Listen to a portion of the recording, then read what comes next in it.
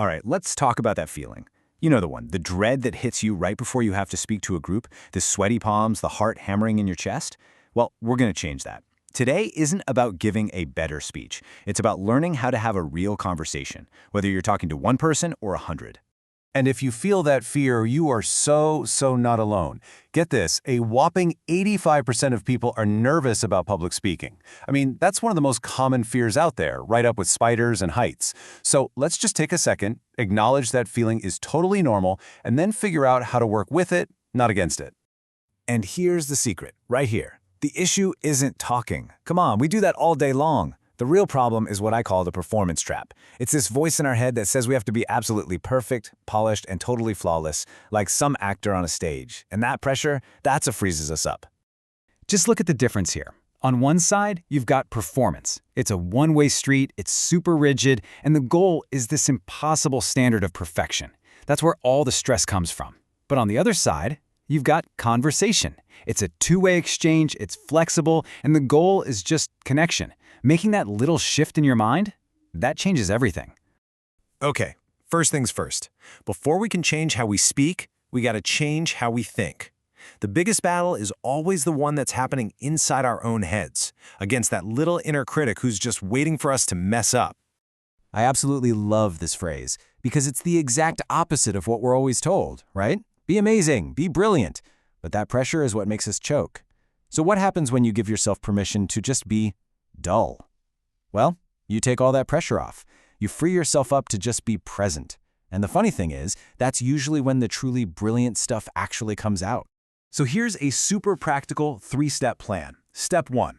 When you feel those nerves kicking in, just say hi to them. Literally, in your head, say, "Hey nerves, I see you. You're here because this matters to me." Step 2. Reframe it. This isn't a performance, remember, it's just a conversation. And step 3, get out of your head about what might happen and get into the room right here, right now. Getting in the moment just means you got to break that worry cycle. Grounding techniques are awesome for this. Sure, deep breaths are a classic for a reason, but here's another one I love. Say a tongue twister out loud. Something like, "I slit a sheet I slit, and on that slitted sheet I sit." Seriously, your brain can't freak out about the future when it's just trying not to accidentally cuss. All right, so we've worked on the internal stuff, our mindset. Now let's build out our external toolkit. These are simple, practical things you can start using immediately to make any talk feel less like a lecture and more like a real dialogue. This is such a simple switch, but man, it is powerful.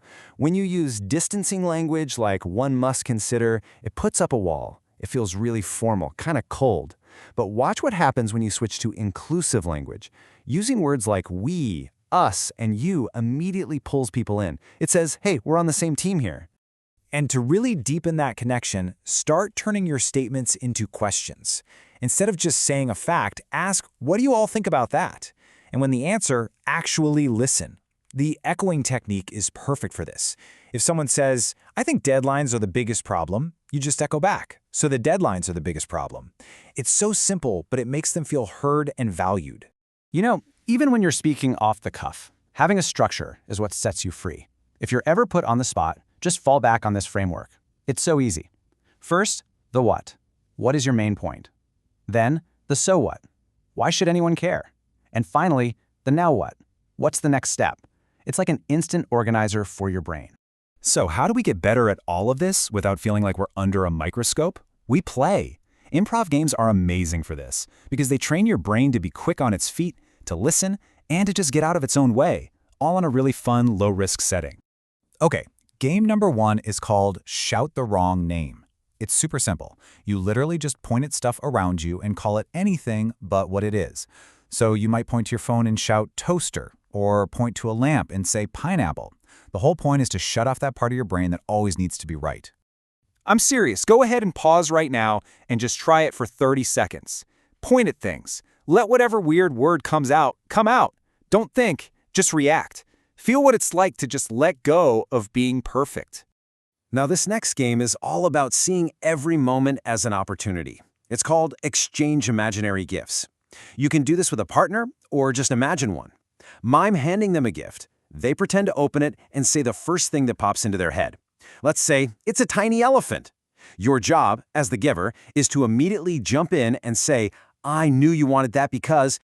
Okay, go ahead and pause again and give it a try. Just 1 or 2 gifts. This isn't about being witty or clever, it's about accepting whatever you're given and building on it. It trains your mind to find the opportunity in everything. And that leads us perfectly to the most famous rule in all of improv: yes and. This is so much more than a technique, it's a whole mindset. It means accepting what someone else offers and then adding something to it. In a conversation, it means you're not looking for ways to say no or but. You're looking for ways to build together. That's the engine of real connection. Okay, let's bring it all home. We've talked about your mindset, the tools you can use, and how to practice. Now, let's put it all together into one simple roadmap you can use to turn any monologue into a real, honest-to-goodness dialogue. Here it is, your 5-step cheat sheet. Number 1, always reframe it in your head. It's a conversation. Number 2, dare to be dull. Take that pressure off. Number 3, listen more than you talk. 4, use that simple what, so what, now what structure. And 5, keep practicing these skills through play. If you take away only one thing from our time together, please let it be this: you have to change your goal. Stop chasing this impossible idea of a perfect performance. It doesn't exist. Instead, focus all your energy on making a genuine connection with the people you're talking to. That's it. That's where the magic really happens. So the next time you have to speak, whether it's in a big meeting or just at the dinner table, remember this: it isn't a test you have to pass. It's an opportunity you get to take. So I'll leave you with this question. In your very next conversation, what's one thing you'll do to connect?